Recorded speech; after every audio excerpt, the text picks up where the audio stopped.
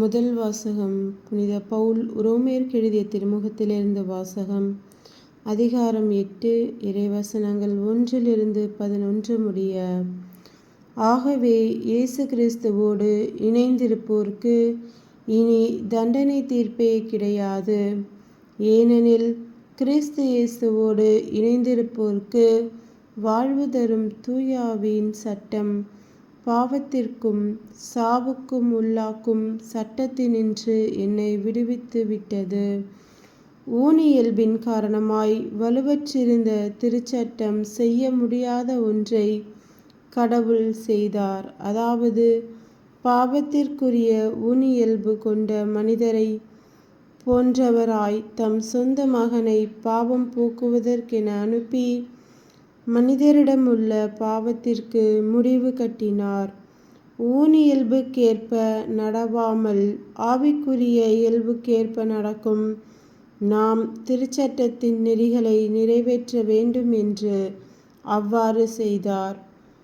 ஏனெனில் ஊனியல்புக்கேற்ப வாழ்வோரின் நாட்டமெல்லாம் அந்த இயல்புக்கு உரியவற்றின் மீதே இருக்கும்.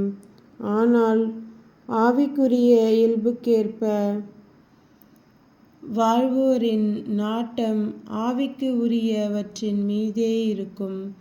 ஊனியல்பு மனநிலை கொண்டிருப்போருக்கு வருவது சாவே. ஆவிக்குரிய மனநிலை கொண்டிருப்போருக்கு வருவது வாழ்வும் அமைதியுமாகும். ஏனெனில் ஊனியல்பு மனநிலை கடவுளுக்கு பகையானது. அது கடவுளின் சட்டத்திற்கு கட்டுப்பட்டிருப்பதில்லை, இருக்கவும் முடியாது. ஊனியல்புக்கு ஏற்ப வாழ்வோர் கடவுளுக்கு உகந்தவர்களாய் இருக்க முடியாது. ஆனால் கடவுளின் ஆவி உங்களுக்குள் குடிகொண்டிருந்தால் நீங்கள் ஊனியல்பை கொண்டிராமல் ஆவிக்குரிய இயல்பை கொண்டிருப்பீர்கள்.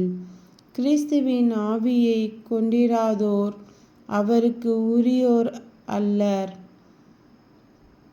பாவத்தின் விளைவாக உங்கள் உடல் செத்ததாயினும் கிறிஸ்து உங்களுள் இருந்தால் நீங்கள் கடவுளுக்கு ஏற்புடையவர்கள் ஆக்கப்படுவீர்கள்.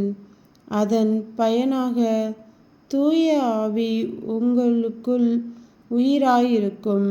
மேலும் இறந்தோரிடமிருந்து இயேசுவை உயிர்த்தெழச் செய்தவரின் ஆவி உங்களுள் குடிகொண்டிருந்தால் இறந்தோரிடமிருந்து கிறிஸ்துவை உயிர்த்தெழச் செய்த அவரே உங்களுள் குடிகொண்டிருக்கும் தம் ஆவியினாலே சாவுக்குரிய உங்கள் உடல்களையும் உயிர் பெறச் செய்வார்.